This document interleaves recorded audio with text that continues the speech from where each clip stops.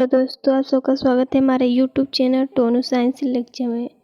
आज मैं आप सबको क्लास 10 साइंस का लेसन 1 रासायनिक अभिक्रियाएं एवं समीकरण का क्वेश्चन आंसर बताऊंगी। ठीक है, तो चलिए हम क्वेश्चन फर्स्ट देखते हैं। क्वेश्चन फर्स्ट में रासायनिक समीकरण के कितने भाग होते हैं। ठीक है, तो रासायनिक समीकरण के दो भाग होते हैं। कितने? दो भाग, अभिकारक और उत्पाद। ठीक है, तो रासायनिक समीकरण के दो भाग होते हैं, पहला अभिकारक और दूसरा उत्पाद। अभिकारक रासायनिक अभिक्रिया में भाग लेने वाले पदार्थ को हम अभिकारक कहते हैं और अभिक्रिया से उत्पन्न पदार्थ उत्पाद कहलाते हैं। इसका उदाहरण है C+O2 = CO2। ये C+O2 अभिकारक है और CO2 उत्पाद। अब हम अगला क्वेश्चन देखते हैं। अगला क्वेश्चन है असंतुलित रासायनिक समीकरण किसे कहते हैं। ठीक है, तो इसका आंसर है तीर के बाईं ओर तथा दाईं ओर के तत्वों के परमाणुओं की संख्या समान हो, ऐसे समीकरण को असंतुलित रासायनिक समीकरण कहते हैं। जैसे देखिए 2Mg + O2 = MgO, ये अभिकारक है और ये उत्पाद। ठीक है, अभी देखिए तीर का निशान है, इस तीर के निशान के इस तरफ और इस तरफ जो लिखा गया है 2Mg + O2 MgO। ठीक है, ये दोनों जब बराबर न हो तो इसे हम असंतुलित रासायनिक समीकरण कहते हैं। आगे देखिए, इसमें इसका ये दिया गया है, ये तत्व अभिकारक और उत्पाद। इसमें मैग्नीशियम 2 था और उत्पाद में 1 ही था। ऑक्सीजन में भी अभिकारक 2 था और उत्पाद 1 ही था, तो इसे ये असंतुलित रासायनिक समीकरण है। दूसरा प्रश्न देखते हैं, यौगिक किसे कहते हैं। यौगिक किसे कहते हैं, इसका आंसर होगा 2 या 2 से अधिक परमाणुओं के मेल से बने पदार्थ को यौगिक कहते हैं। क्या?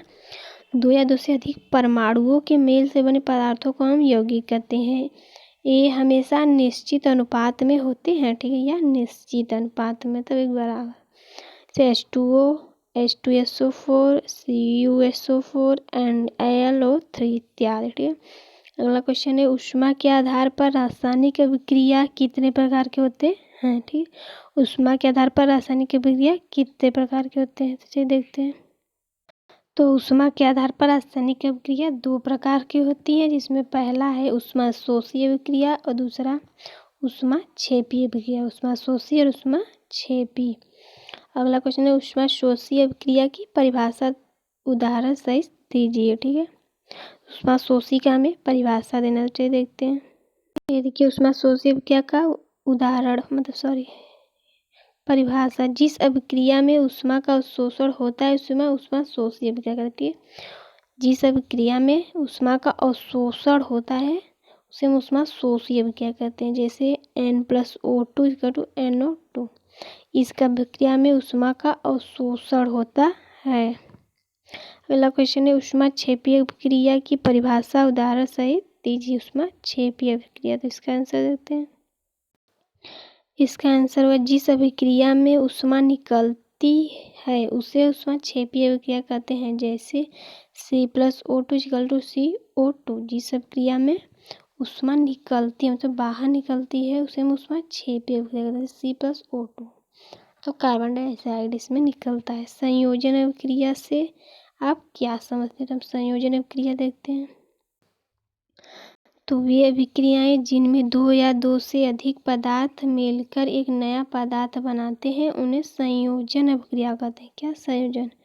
वे अभिक्रिया जिनमें 2 या 2 से अधिक पदार्थ मिलकर एक नया पदार्थ बनाते हैं उन्हें संयोजन अभिक्रिया। जैसे कि 2Mg + O2 2MgO, 2Mg + O2 ऐसे मिलकर एक नया पदार्थ बनाया जिसे 2MgO। ठीक है, इस अभिक्रिया में मैग्नीशियम एवं ऑक्सीजन मिलकर अभिक्रिया करते हैं और एक नया मैग्नीशियम ऑक्साइड बनाते हैं। ठीक है, जैसे कि ये मैग्नीशियम और ये ऑक्सीजन मिलकर एक नया पदार्थ बनाए, मैग्नीशियम ऑक्साइड। अगला क्वेश्चन, अपचयन और उपचयन और अपचयन में अंतर स्पष्ट कीजिए। ये देखिए, उपचयन और अपचयन में अंतर। उपचयन और अपचयन एक दूसरे के पूरक अभिक्रियाएं हैं।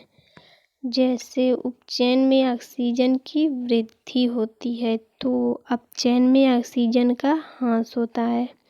उपचयन अपचयन एक दूसरे के पूरक होते हैं। उपचयन में ऑक्सीजन की वृद्धि होती है, अपचयन में ऑक्सीजन की हानि। अगला क्वेश्चन, एक भूरे रंग का चमकदार तत्व X को वायु की उपस्थिति में गर्म करने पर वो काले रंग का हो जाता है। पहला, इस तत्व X एवं का उस काले रंग के यौगिक का नाम बताइए।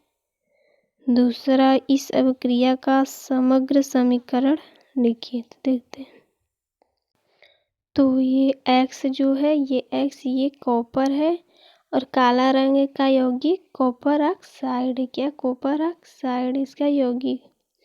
और इसका रासायनिक समीकरण 2Cu + O2 उष्मा 2CuO। अगला क्वेश्चन, संक्षारण क्या है? धातु को संक्षारण होने से बचाने के लिए 3 विधियों के नाम लिखिए। तो हम देखेंगे संक्षारण किसे कहते हैं।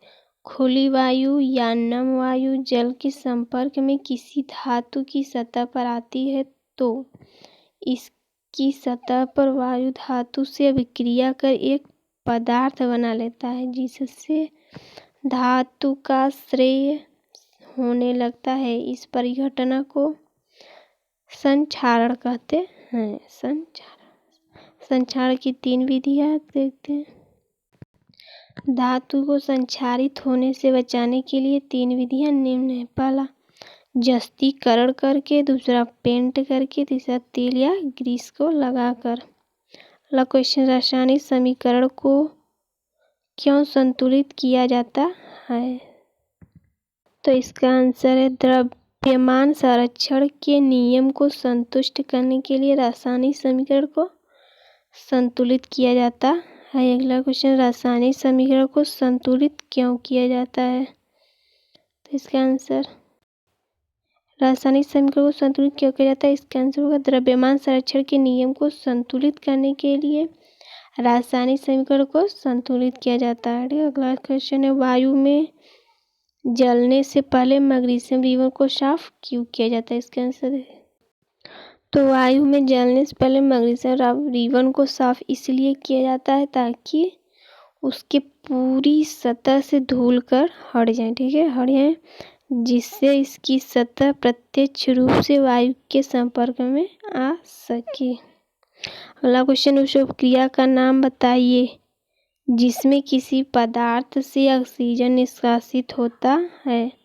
तो इसका आंसर देखते हैं, उसका नाम है अवकरण अभिक्रिया। क्या? अवकरण अभिक्रिया। अगला क्वेश्चन है, तापीय वियोजन क्या है? इसका एक उदाहरण दीजिए। तापीय वियोजन, तो इसका आंसर देखते हैं। ये देखिए, ऐसा अभिक्रिया जिसमें गर्म करने पर कोई पदार्थ 2 या 2 से अधिक पदार्थों से में विघटित हो जाता है तो उसे तापीय वियोजन कहते हैं। ठीक है, ऐसा अभिक्रिया जिसमें गर्म करने पर, मतलब गर्म करने पर कोई पदार्थ 2 या 2 से अधिक में विघटित हो जाए, मतलब अलग अलग हो जाए, तो उसे हम तापीय वियोजन कहते हैं। उदाहरण, कैल्शियम कार्बोनेट गर्म करने पर कैल्शियम ऑक्साइड तथा कार्बन डाइऑक्साइड में विघटित हो जाता है। कैल्शियम कार्बोनेट को हम गर्म करते हैं तो कैल्शियम ऑक्साइड तथा कार्बन डाइऑक्साइड में वो विघटित हो जाता है। तो अब हमारा क्वेश्चन समाप्त हो गया। चलिए, धन्यवाद।